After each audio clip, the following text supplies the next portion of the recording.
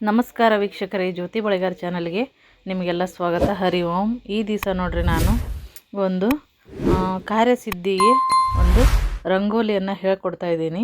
ಇದು ಕಾರ್ಯಸಿದ್ಧಿ ಹನುಮಂತನ ಬೆಟ್ಟದ ರಂಗೋಲಿ ನೋಡ್ರಿ. ಇದನ್ನು ಯಾವ ಥರ ಹಾಕಬೇಕು, ಇದರಿಂದ ನಮಗೇನಾಗುತ್ತೆ ಅಂತ ಈ ವಿಡಿಯೋದೊಳಗೆ ನಾನು ಪೂರ್ತಿ ಹೇಳ್ತೀನಿ. ವಿಡಿಯೋ ಸ್ಕಿಪ್ ಮಾಡಿದೆ ಪೂರ್ತಿ ನೋಡ್ರಿ ಫ್ರೆಂಡ್ಸ್. ಯಾವ ಥರ ಹಾಕಬೇಕು, ಎಷ್ಟು ದಿನ ಹಾಕಬೇಕು ಈ ರಂಗೋಲಿನ ಅಂತ ನಾನು ತೋರಿಸ್ಕೊಡ್ತೀನಿ. ಮೊದಲು ಶಂಖಚಕ್ರ ಮತ್ತು ಸ್ವಸ್ತಿಕ ಶ್ರೀಕಾರ ಹಾಕ್ಕೊಳ್ರಿ. ಆನಂತರ ಈ ರಂಗೋಲಿಯನ್ನು ಪ್ರಾರಂಭ ಮಾಡೋಣ. ನೋಡಿರಿ ಫ್ರೆಂಡ್ಸ್, ಈ ರಂಗೋಲಿಯನ್ನು ನಾವು 11 ದಿವಸ ಹಾಕಬೇಕಾಕೈತಿ. ಇದು ಹನುಮಂತನ ಒಂದು ರಂಗೋಲಿ. ನೀವೊಂದು ಆಂಜನೇಯನ ಫೋಟೋ ಇಟ್ಟು ಅಥವಾ ದೇವ್ರ ಮನೆಯಲ್ಲಿ ಈ ರಂಗೋಲಿಯನ್ನು ಹಾಕಬೇಕು. ಯಾರೂ ತುಳಿದೇ ಇರೋ ಜಾಗದಲ್ಲಿ ಈ ರಂಗೋಲಿಯನ್ನು ಹಾಕಬೇಕಾಗ್ತತಿ. ಆಮೇಲೆ ಒಂದು ದಿವಸ ಇದನ್ನು ಒಂದು ಮಣೆ ಮೇಲೆ ಅಥವಾ ಜಗಲಿ ಮೇಲೆ ಎಲ್ಲಿ ಪ್ರಾರಂಭ ಮಾಡ್ತೀರಿ ಅದಷ್ಟು ದಿವಸನೂ ಅಲ್ಲೇ ಇರಬೇಕು. ಯಾಕಂದ್ರೆ ದಿನ ಚೇಂಜ್ ಮಾಡೋಕ್ಕೆ ಬರೋದಿಲ್ಲ. ಯಾಕಂದ್ರೆ ಇದ್ರದ್ದು ನಿಯಮನ ಆ ಥರ. ಅದನ್ನು ನೋಡ್ರಿ, ನಾನು ತಿಳಿಸ್ತೀನಿ ಈಗ. ಈ ಥರ ಅದರೊಳಗೆ ನಾವು ದಿನ ಬೇರೆ ಕಡೆ ಹಾಕಕ್ಕೆ ಬರಲ್ಲ, ಒಂದೇ ಕಡೆನ ಇದನ್ನು ಹಾಕಬೇಕು. ನಾನು ಸ್ವಸ್ತಿಕ ಶಂಖಚಕ್ರ ಎಲ್ಲ ಹಾಕ್ಕೊಂಡಾದ್ಮೇಲೆ ಈ ರಂಗೋಲಿಯನ್ನು ತಿಳಿಸ್ತೀನಿ ನೋಡ್ರಿ. ಯಾವುದಾದ್ರೂ ಒಂದು ಒಳ್ಳೆಯ ಶನಿವಾರ ಅಥವಾ ಮಂಗಳವಾರ ನೀವು ಈ ಒಂದು ರಂಗೋಲಿ ವ್ರತವನ್ನು ಪ್ರಾರಂಭ ಮಾಡ್ಬೋದು. ಪ್ರತಿನಿತ್ಯ ದೇವ್ರ ಮುಂದೆ ಇದನ್ನು 11 ದಿವಸ ಹಾಕಬೇಕು. ಅದು ಯಾವ ಥರ ಅಂತಂದ್ರೆ ನೋಡ್ರಿ, ಫಸ್ಟ್ ನಾನು ಒಂದು ಗೆರೆ ಎಳ್ಕೊತೀನಿ. ಆ ನಂತರ ಒಂದು ಹನುಮಂತನ ಬಾಲವನ್ನು ತೆಗಿಬೇಕು, ರಂಗೋಲಿಯಲ್ಲೇ ಬಿಡಿಸ್ಬೇಕು. ನಿಮ್ಮ ಮನಸ್ಸು ಕೊಟ್ಟು ನೀವು ಶ್ರದ್ಧೆಯಿಂದ ಮಾಡಿದ್ರಪ್ಪ ಅಂತಂದ್ರೆ ರಂಗೋಲಿ ನೀಟಾಗಿ ಬರುತ್ತೆ ಮತ್ತು ನಮ್ಮ ಕಾರ್ಯಸಿದ್ಧಿನೂ ಸಹ ಆಗುತ್ತೆ. ಇದ್ರ ಹೆಸರೇ ಕಾರ್ಯಸಿದ್ಧಿ ಹನುಮಂತನ ಬೆಟ್ಟದ ರಂಗೋಲಿ ನೋಡ್ರಿ. ನಾವು ಮೊದಲು ಲೈನ್ ಎಳ್ಕೊಂಡಿರ್ತೀವಲ್ಲ, ಅಲ್ಲಿ ನಾವು 11 ಬೆಟ್ಟವನ್ನು ತೆಗಿಬೇಕು. 11 ದಿವಸ ಈ ಒಂದು ರಂಗೋಲಿ ಹಾಕಬೇಕಾಕೈತಿ. 11 ಬೆಟ್ಟವನ್ನು ತೆಗೀರಿ, ಎಣಿಸ್ಕೊರಿ. ಇದು ಫಸ್ಟ್ ಡೇ. ಇದು 11 ಬೆಟ್ಟ ತೆಗಿಬೇಕು. ಇಷ್ಟು ಬಾಲ ತಕ್ಕೋಬೇಕು, ಒಂದು ಲೈನ್ ಎಳಿಬೇಕು ಕೆಳಗಡೆ, ಆಮೇಲೆ ಬಾಲ ತೆಗೆದ್ಬಿಟ್ಟು 11 ಬೆಟ್ಟವನ್ನು ತೆಗೀರಿ. ಇದು 1ನೇ ದಿವಸದ ರಂಗೋಲಿ. ಇಷ್ಟ ಇದು. ಈ 1ನೇ ದಿವಸ ನಾವು ಒಂದೇ ಲೈನ ತೆಗಿಬೇಕು, ಆಯಿತಾ. ಆಮೇಲೆ ಈ ಒಂದು 11 ಬೆಟ್ಟಕ್ಕೆ ನಾವೇನು ಮಾಡಬೇಕಪ್ಪ ಅಂತಂದ್ರೆ ಅರಿಶಿನ, ಕುಂಕುಮ, ಅಕ್ಷತೆ ಕಾಳು ಎಲ್ಲ ಹಾಕಬೇಕು. ಇದು ಫಸ್ಟ್ ಡೇ ಅಷ್ಟೇ ನೋಡಿರಿ ಫ್ರೆಂಡ್ಸ್. 1ನೇ ದಿವಸ ಇಷ್ಟು ರಂಗೋಲಿ ತೆಗೆದು ನೀವು ಬಿಟ್ಬಿಡ್ಬೇಕು. ನೆಕ್ಸ್ಟ್ ಏನು ಮಾಡ್ಬೇಕಪ್ಪ ಅಂತಂದ್ರೆ ಇದಕ್ಕೆ ಅರಿಶಿನ, ಕುಂಕುಮ, ಅಕ್ಷತೆ ಕಾಳು ಹಾಕಬೇಕು. ಈ ಒಂದು ರಂಗೋಲಿಯನ್ನು ಹಾಕೋದ್ರಿಂದ ನೋಡಿರಿ, ನೀವೇನು ಅಂದ್ಕೊತೀರಲ್ಲ ಅದೆಲ್ಲ ನಿಮ್ಮ ಮನಸ್ಸಿನಲ್ಲಿ ಅಂದ್ಕೊಂಡು ಒಂದು ಸಂಕಲ್ಪವನ್ನು ಮಾಡಿ ಈ ರಂಗೋಲಿಯನ್ನು ಪ್ರಾರಂಭ ಮಾಡಿರಿ. ಅದು ನೀವು ಅಂದುಕೊಂಡ ಕೆಲಸ ಆಗುತ್ತೆ. ಮತ್ತು ಏನಾದರೂ ನೀವು ಕೆಲಸ ನಿಮ್ಮದು ಸ್ಟಾಪ್ ಆಗಿತ್ತು ಮಧ್ಯದಲ್ಲಿ ಅಂತಂದ್ರೆ ಈ ಒಂದು 11 ದಿನದ ರಂಗೋಲಿಯನ್ನು ಹಾಕೋದ್ರಿಂದ ನಿಮಗೆ ಆ ಒಂದು ಕಾರ್ಯ ಸಾಧನೆ ಆಗುತ್ತಂತ ಹೇಳ್ಬೋದು. ಮನಸ್ಸಿನಲ್ಲಿ ಅಂದ್ಕೊಂಡು ಸಂಕಲ್ಪ ಮಾಡಿಕೊಂಡು ಪ್ರಾರಂಭ ಮಾಡಿರಿ. ಮೊದಲೇ ದಿವಸ ನೋಡಿರಿ 11 ಇಷ್ಟು. ನಾನು ಈಗ ಒಂದು ಲೈನ್ ತೋರಿಸ್ತಿದ್ದೀನಲ್ಲ, ಇದು 11. 2ನೇ ದಿವಸ 10 ಬರುತ್ತೆ. 10 ಗುಡ್ಡವನ್ನು ಹಾಕಬೇಕು. ಈ ಫಸ್ಟ್ ಡೇ ಮುಗೀತು. ಇದಕ್ಕೆ ಅರಿಶಿನ, ಕುಂಕುಮ ಎಲ್ಲ ಹಾಕಿರಿ, ಪೂಜೆ ಮಾಡಿರಿ, ಊದುಬತ್ತಿ ಬೆಳಗ್ರಿ, ಎಲ್ಲ ಮಾಡಿರಿ. ನಾನು ಕೊನೆಗೆ ಅದನ್ನು ತೋರಿಸ್ತೀನಿ. ಬಟ್ ದಿನ ಅದನ್ನು ಮಾಡಬೇಕು. ಬಟ್ ದಿನ ಏನಂತಂದ್ರೆ ಒಂದು ಲೈನು ಹಾಕ್ಬೇಕು. ನೀವು 11 ದಿನ ಇದನ್ನು ಪೂಜಿಸಬೇಕು, ಅಳಿಸ್ಬಾರ್ದು. ಒಂದು ಕಡೆ ಹಾಕಿರಿ, ಒಂದು ಮನೆಯೊಳಗೆ ಹಾಕಿರಿ. ಆಮೇಲೆ ಪೀರಿಯಡ್ಸ್ ಏನಾರ ಬರೋದಿದ್ರೆ ಸ್ಟಾರ್ಟ್ ಮಾಡಬೇಡ್ರಿ.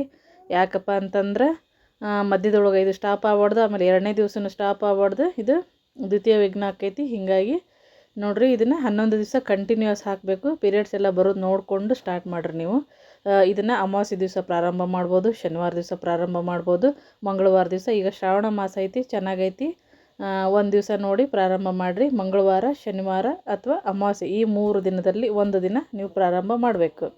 ಫಸ್ಟ್ ಡೇ 11 ಬೆಟ್ಟ ಬರ್ತೈತಿ, ಸೆಕೆಂಡ್ ಡೇ 10, ಆಮೇಲೆ 3ನೇ ದಿವಸ 9. ಈ ಥರ ಅಷ್ಟು ಬೆಟ್ಟಗಳನ್ನು ಒಂದೊಂದು ದಿವಸ ಒಂದೊಂದು ಲೈನ್ ಅಷ್ಟೇ ಬರ್ತೈತಿ.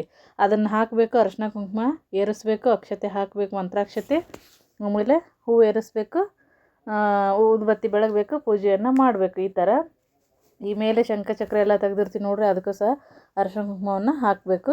ಜೈ ಶ್ರೀರಾಮ್ ಅಂತ ಬರಿಬೇಕು. ಆನಂತರ ಒಂದು ಸ್ತೋತ್ರ ಐತಿ, ಈ ವಿಡಿಯೋದ ಕೊನೆಯೊಳಗೆ ನಾನು ಹೇಳ್ತೀನಿ, ಅದನ್ನು ನೀವು ಹೇಳ್ರಿ.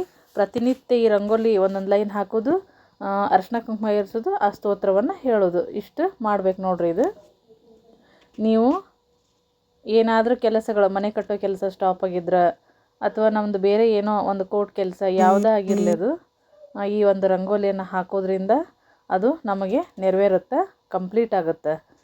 ನೀವು 11 ದಿವಸ ಇದನ್ನು ಹಾಕಬೇಕು. ನಾನು ಹೇಳಿದ್ನೆಲ್ಲ, ಪೀರಿಯಡ್ಸ್ ಬರೋದಿತ್ತಂದ್ರೆ ಅದು ಮುಗಿಸಿ ಪ್ರಾರಂಭ ಮಾಡಬೇಕು. 11 ಆಯ್ತು ನೋಡ್ರಿ. ಈಗ 11 ದಿವಸದ್ದು ನಾವು ಒಂದೇ ಸರಿ ತೋರ್ಸಕತ್ತೀನಿ, ಯಾಕಂದ್ರೆ ಗೊತ್ತಾಗಲ್ಲ. ಒಂದೊಂದು ಲೈನ್ ಬರ್ತದೆ, ದಿನ ಒಂದೊಂದು ಲೈನು. ಇದಿಷ್ಟಕ್ಕೂ ಅರಶಿನ ಕುಂಕುಮ ಮಂತ್ರಾಕ್ಷತೆ ಹಾಕ್ಕೋಬೇಕು.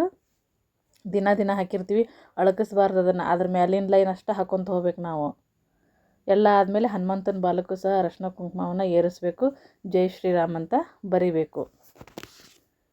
ಯಾವುದೇ ಕೆಲಸಗಳು, ಅರ್ಧಕ್ಕೆ ನಿಂತ ಕೆಲಸಗಳು ಏನೇ ಇರಲಿ, ಈ ಒಂದು ರಂಗೋಲಿಯಿಂದ ಸಿದ್ಧಿಸ್ತದೆ. ಅದಕ್ಕಾಗಿ ಇದನ್ನು ಕಾರ್ಯಸಿದ್ಧಿ ರಂಗೋಲಿ ಅಂತ ಹೇಳ್ತಾರೆ. ಬಹಳ ದಿನಗಳಿಂದ ಏನು ಕೆಲಸ ಬಾಕಿ ಇರ್ತದೆ ಅದೆಲ್ಲ ಕಂಪ್ಲೀಟ್ ಆಕೈತಿ. ಈ ರಂಗೋಲಿಯನ್ನು ಹಾಕಿ ಕೊನೆಗೆ ನಾವು ಕೊನೆ ದಿವಸ ನಾವು ಏನು ಮಾಡಬೇಕಪ್ಪ ಅಂತಂದ್ರೆ ನೈವೇದ್ಯವನ್ನು ಮಾಡಿ, ವಡೆ ಅಥವಾ ಮೊಸರನ್ನ ನೈವೇದ್ಯ ಮಾಡಿರಿ, ಇಲ್ಲ ಡ್ರೈ ಫ್ರೂಟ್ಸು, ಹಣ್ಣು, ಈ ಥರ ಒಂದು ನೈವೇದ್ಯವನ್ನು ಮಾಡಿ ಇದನ್ನು ಮುಗಿಸ್ಬೇಕು. ಗೆಜ್ಜೆ ವಸ್ತ್ರ ಏರಿಸ್ಬೇಕು. ಆಮೇಲೆ ಏಕಾರತಿಯನ್ನು ಬೆಳಗಬೇಕು, ನೈವೇದ್ಯ ಮಾಡಬೇಕು. ಎಲ್ಲ ಮಾಡಿ 11ನೇ ದಿನ ಇದು ಮುಗಿತೈತೆ ನೋಡ್ರಿ. ಈ ಥರ ಪೂಜೆಯನ್ನು ಮಾಡಬೇಕು. ಆಮೇಲೆ ಶ್ರದ್ಧೆ ಭಕ್ತಿಯಿಂದ ನೀವು ಮಾಡಿದ್ದಾತಪ್ಪ ಅಂತಂದ್ರೆ ಮೊದಲು ದೇವರಲ್ಲಿ ನಂಬಿಕೆ ಇರಬೇಕು. ಶ್ರದ್ಧೆ ಭಕ್ತಿಯಿಂದ ಮಾಡಿದ್ರೆ ನಮ್ಮ ಇಷ್ಟಾರ್ಥ, ನಮ್ಮ ಕಾರ್ಯ ಏನೇ ಇರಲಿ ಅದು ಸಿದ್ಧಿ ಆಗ್ತೈತಿ. ಕೊನೆಗೆ ನಾವು ಮನೋಜವಂ ಮಾರುತ ತುಲ್ಯ ವೇಗಂ ಜಿತೇಂದ್ರಿಯಂ ಬುದ್ಧಿಮತಾಂ ವರಿಷ್ಠಂ ವಾತಾತ್ಮಜಂ ವಾನರ ಯೂಥ ಮುಖ್ಯಂ ಶ್ರೀರಾಮಧೂತಂ ಶಿರಸಾ ನಮಾಮಿ ಅಂತಂದು ದಿನ ಈ ಒಂದು ಶ್ಲೋಕವನ್ನು ಅಥವಾ ಹನುಮಂತನ ಯಾವುದೇ ಒಂದು ಶ್ಲೋಕವನ್ನು ಹೇಳ್ರಿ, ಅಥವಾ ಹಾಡಾದರೂ ಹೇಳ್ರಿ.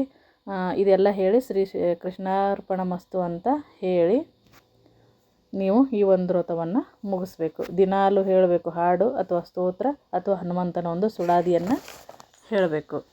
ಹೇಳಿ ಅಷ್ಟು ಈ ಪೂಜೆಯನ್ನು 11 ದಿವಸ ಮಾಡಬೇಕು ನೋಡ್ರಿ ಫ್ರೆಂಡ್ಸ್. ಭಾಳ ಅಂದ್ರೆ ಭಾಳ ಸಿಂಪಲ್ ಐತಿ. ದೀಪ ಹಚ್ಚಬೇಕು, 2 ತುಪ್ಪದ ದೀಪ ಹಚ್ಚಿರಿ. ನಾರ್ಮಲ್ ನಾವು ಮೆಕ್ಕಿದ ಪೂಜೆ ಯಾವ ಥರ ಮಾಡ್ತೀವಿ ಆ ಥರ ದಿನಾಲೂ ಇದನ್ನು ಮಾಡಬೇಕು. ನಿಮ್ಮ ಕಾರ್ಯಸಿದ್ಧಿ ಆಗ್ತೈತೆ ಅಂತಂದು ಹೇಳ್ತೀನಿ ನೋಡ್ರಿ ಫ್ರೆಂಡ್ಸ್. ಈ ಒಂದು ರಂಗೋಲಿ ನಿಮ್ಗೆ ಇಷ್ಟ ಆಗಿತ್ತಪ್ಪ ಅಂತಂದ್ರೆ ಒಂದು ಲೈಕ್ ಕೊಡ್ರಿ, ಶೇರ್ ಮಾಡಿರಿ. ಆಮೇಲೆ ಈ ಒಂದು ಸ್ತೋತ್ರವನ್ನು ನಾನು ಡಿಸ್ಕ್ರಿಪ್ಷನ್ ಬಾಕ್ಸ್ ಒಳಗೆ ಹಾಕಿರ್ತೀನಿ ನೋಡ್ರಿ. ಇದ್ರ ಮೇಲೆ ಹಾಕಿದ್ರಪ್ಪ ಅಂತಂದ್ರೆ ಗೊತ್ತಾಗಲ್ಲ ನಿಮ್ಗೆ. ನಾನು ಕೊನೆಗೆ ಏಕಾರತಿಯನ್ನು ಮಾಡ್ತಿದ್ದೀನಿ ನೋಡ್ರಿ. ಇದಿಷ್ಟನ್ನು ಸಹ ಮಾಡಿರಿ, ಅದೊಂದು ಸ್ತೋತ್ರವನ್ನು ಹೇಳ್ರಿ. 11 ದಿನಕ್ಕೆ ಇದು ಸಮಾಪ್ತಿ ಆಗುತ್ತೆ. ಗೆಜ್ಜೆ ವಸ್ತ್ರ, ಅರಿಶಿನ ಕುಂಕುಮ, 2 ತುಪ್ಪದ ದೀಪ, ಹಣ್ಣು ನೈವೇದ್ಯ, ಇಷ್ಟು ಹೇಳಿ ಸ್ತೋತ್ರವನ್ನು ಹೇಳಿ ಪೂಜೆಯನ್ನು ಮಾಡಬೇಕು. ನಾ ಮೊದಲೇ ಹೇಳೀನಿ 11 ದಿವಸ ಇದು. ಒಂದು ಮಂಗಳವಾರ ಪ್ರಾರಂಭ ಮಾಡಿರಿ, ಇಲ್ಲ ಅಂದರೆ ಒಂದು ಶನಿವಾರ, ಬೇಡ ಅಂದರೆ ಅಮಾವಾಸ್ಯೆ. ಈ ಅಮಾವಾಸ್ಯೆ ತಪ್ಪಿದರೆ ನೆಕ್ಸ್ಟ್ ಅಮಾವಾಸ್ಯೆಯಿಂದ ಪ್ರಾರಂಭ ಮಾಡಿರಿ. ನಮ್ಮ ಚೋಟು ನೋಡ್ರಿ ನಮಸ್ಕಾರ ಮಾಡತ್ತಾನ. ವಿಡಿಯೋ ನೋಡಿದ್ದಕ್ಕಾಗಿ ಎಲ್ಲರಿಗೂ ಧನ್ಯವಾದ.